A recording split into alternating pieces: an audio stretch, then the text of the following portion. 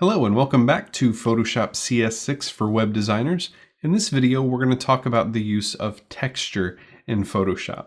Now, when you're adding texture to your web designs, you want to keep it subtle.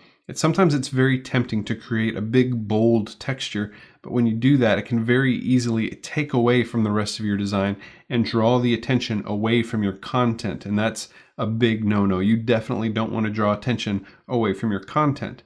The design should be there to support your content. So if you're going to use texture, make sure you keep it subtle. Now, as we can see in this particular design, we have a little bit of texture in our background. And this is just a very simple, plain paper texture.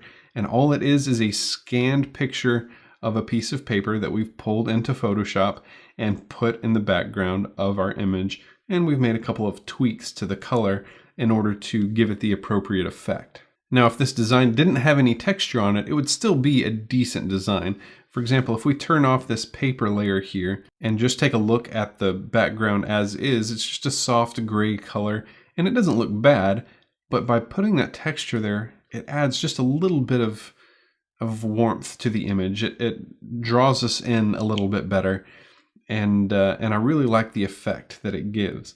So again, what we've done is we've taken this, basically a scan of an old piece of paper and pulled it into Photoshop. Now, if we turn off this hue saturation layer, we can see what that original paper layer looked like before we added some color effects to it. Now, that's obviously a little bit too much texture. That's sticking out a little bit too much. It's taking our attention away from the content, and we want something more subtle. So that's why we added this hue saturation layer, which we're going to talk about in just a second, to brighten it up and take away some of the color from it so that it's just a very soft, subtle texture. It's there in the background and it looks really nice. So let's talk about how to do that in our current file, which is fredsphotos002.psd. So the first thing I want to do is I want to take this paper image file and pull it into our Photoshop file here. So I'm going to zoom out a little bit. If we hold on to Command and Space and then click and drag to the left, we can zoom out. And then we're going to go to the File menu. And in order to place an image within your Photoshop file, we're going to use the Place command in the File menu. And then we will choose the file that we want. So in your Source Files folder, there's a file called paper.jpg. We're going to click on that and then click on Place.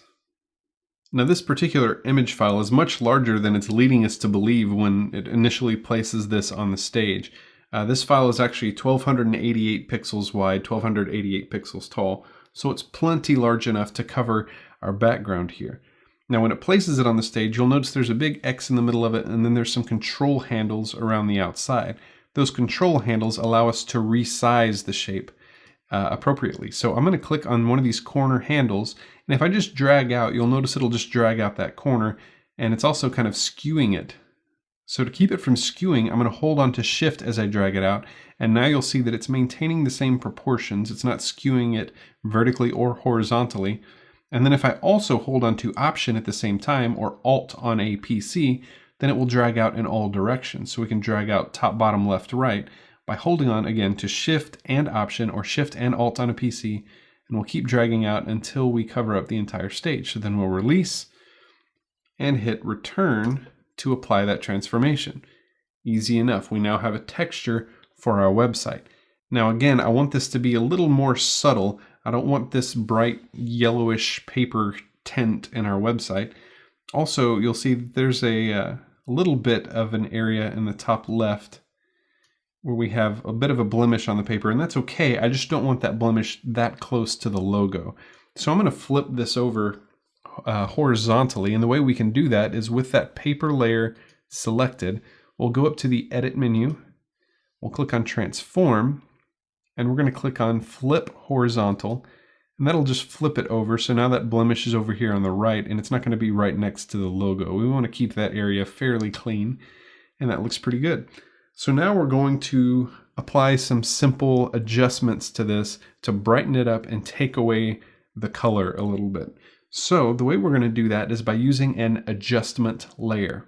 Now you can create a new adjustment layer a couple of different ways. We could go to the menu and go to Layer, New Adjustment Layer, and then choose what kind of adjustment you want to apply. Or there's a quicker way, and that's by going down here to the layer panel at the very bottom, this fourth icon from the left, which is a circle. Let me move my mouse away from it for a second. It's a circle with a diagonal line through it. If we click on that, that gives us the same options for creating new adjustment layers. Well, here what I want to do is desaturate it, or in other words, pull most of the color out of it, and then brighten it up a little bit. And we can do that with a hue saturation layer. So once we have this pop-up here, I'm going to go up to hue saturation, click on it, and that will create a new layer above our paper layer. And the controls for this new layer show up in the properties panel up here at the top.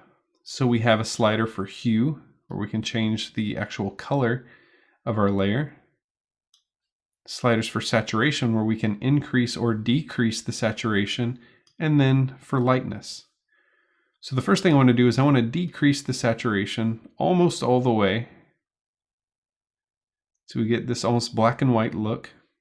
And then we'll bring our lightness slider up so that it's a little bit, or quite a bit brighter, so that we just have a very subtle texture left by the time we're done.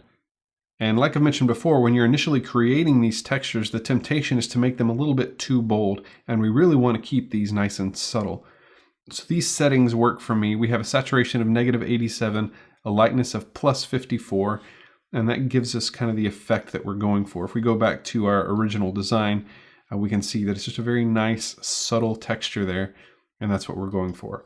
So that's how you create textures. That's how you use adjustment layers to change the way that those textures look. And now that we've done that, we can save our file. So I'm going to go to File, Save As. Still in our Project Files folder, I'm going to save this as FredsPhoto003.psd. And with that saved, we'll move on to the next video. Thank you for watching.